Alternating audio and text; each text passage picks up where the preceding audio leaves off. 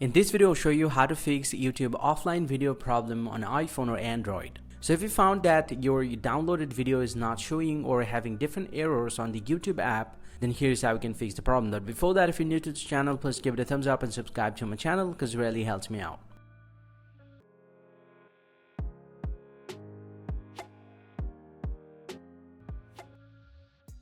Well, to not fix the offline video problem on YouTube, you just need to press and hold the YouTube application from your phone and then tap on App Info.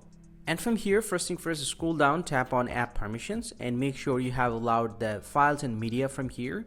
If it's don't allow it, just need to allow this permission and then get back from here and get back to the App Info settings and then tap on Clear Data at the bottom right and then Clear Cache and then tap on OK.